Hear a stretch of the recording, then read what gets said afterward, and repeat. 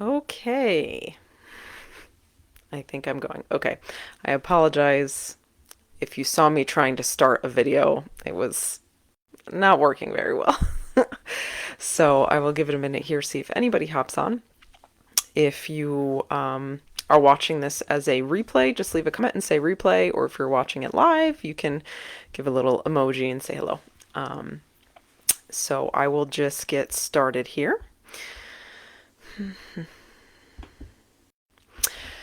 So, wanted to talk a little bit about this topic because it is something that comes up basically with every woman that I talk to so far in this health coaching business. And for the most part, a lot of people have tried different diets. You can insert a name here, and they've struggled with it for one reason or another. Um, I Hopefully this is working because it looks a little choppy on my end, so I'm hoping that you can hear me and see me okay. Um, so all of these diets, are they bad? Are they good? Are they neutral? It's very dependent on a couple things. So, how do you lose weight? Ultimately, what is weight loss and how do you get weight loss? And how do these diets fit into that picture?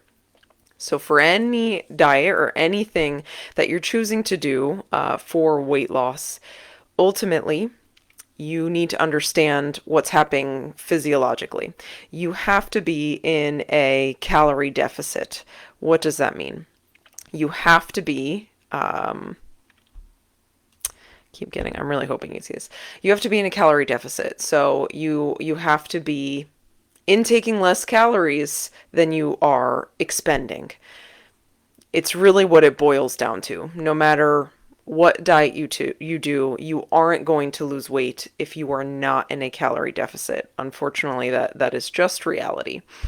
So, how a lot of these diets work really have nothing to do with the actual diet itself, and really entirely to do with whether you are in a calorie deficit. So, take a keto diet, for example. You don't necessarily need to eat low or no carb to lose weight. If you feel better by eating less carbs, if you just feel better, sure, there's nothing wrong with that, but you don't need to eat low carb in order to lose weight. Same goes with intermittent fasting. There is nothing magical about fasting, and there's nothing that's going to help you lose weight if you're eating the same amount total calories in just a shorter time frame. Intermittent fasting can be helpful if it helps you kind of stop eating later in the night or something like that. But the actual diet itself is not some kind of magic diet. um, Paleo, Whole 30, any of these diets are all ultimately, if you're going to lose weight, that's why you're going to lose weight, is because you're in a calorie deficit. What you choose to do with what you're eating is going to affect greatly how you feel. So some of these diets and the issues that I have with a lot of these restrictive diets is that because you're cutting out entire food groups, like with keto, you're cutting out or really, really lowering your carbs. Um, it's very easy to then binge on those things when you give yourself access to them again. If you're restricting a certain food group significantly, you're really not taking that into your own control. And so when you are exposed to it again, when you're around it again, or when you allow yourself to eat it again, it's really easy to then binge on it because you haven't eaten it in forever. So I think the issue sometimes with those restrictive diets is they're just very difficult to maintain. So that's kind of my first issue with some of these is I'm never really a fan of restricting an entire food group because I don't think it's sustainable. I don't think you can maintain it forever. There's no real reason to do it in order to lose weight. And it just makes your life typically harder. Some people can continue some of these diets, but most people struggle, and most people end up gaining the weight back because they can't stay away from an entire food group forever. It's really difficult. Um, the other issue that I have with some of these is sometimes when it comes to how you eat, what you eat, is going to affect how you feel, like we talked about.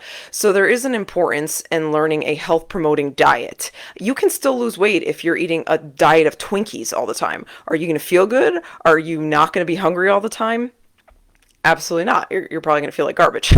So what you eat is definitely important, and a health promoting diet is important. And part of what we talk about in my coaching is trying to maximize what you're eating in order that you feel good, you can still lose weight, and it's something that's sustainable for you, that you're not starving all the time. Because sometimes in calorie deficits, depending on what you're eating, you feel hungry a lot, and that's going to be difficult for you to maintain. So that's something that you need to optimize whenever you're in a calorie deficit.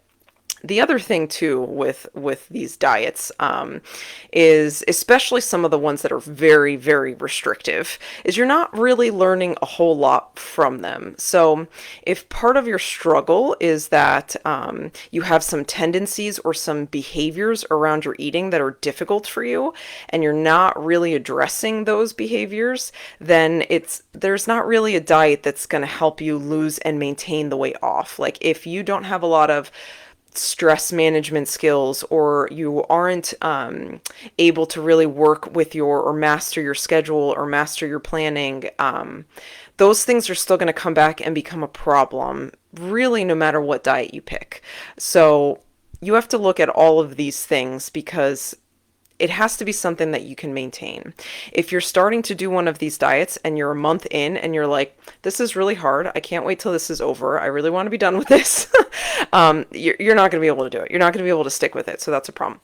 Someone is asking, why do people lose so much weight rapidly on keto? So ultimately, they are in a calorie deficit, and that's why they're going to lose weight. They're probably in a pretty significant calorie restriction, if I had to guess, and it may be because their diet was very carb heavy. And so if all of a sudden you cut down all of these carbs, you're probably cutting down a lot of calories. It could very well be to an unsustainable amount, so you're going to rapidly lose weight. The other thing is, when you eat carbs, you do gain some water weight just with eating carbs. It's not permanent. It makes your weight fluctuate, but a lot of times in the beginning, when people all of a sudden cut out a ton of carbs, they'll lose some of the water weight, and so some of that will be really rapid in the beginning. The other thing too is, if your diet is primarily made of very simple carbs, a lot of these simple carbs are very high calorie and very low nutrient, meaning you could eat not a lot of it, have a lot of calories, and still be hungry, because it's not like a lot of volume or a lot of protein or other things that make you feel full. So that's sometimes the tricky part about some of these more really simple carbohydrate things that people are cutting out, is that some of them are a good thing to reduce in your diet. But if it's someone that has a lot of these, they're just naturally going to lose weight, because they have cut out a fair amount of calories just from not eating these foods. So that's an important part to think about when any of these diets are successful for other people, and they're not successful for you. It doesn't mean that you're like doing something wrong. Ultimately, it probably has more to do with the diet that they were coming from and how they were eating, and what kind of change this is, how much of a calorie deficit they've suddenly put themselves into. Someone in the comments was also talking about some other programs, like Beachbody has some, and there's some other kind of programs that are a little bit more rounded, I would say. So they are attempting a little bit more to help you work on things like portion control, like with the little containers, and to work on better choices with the food that you're choosing.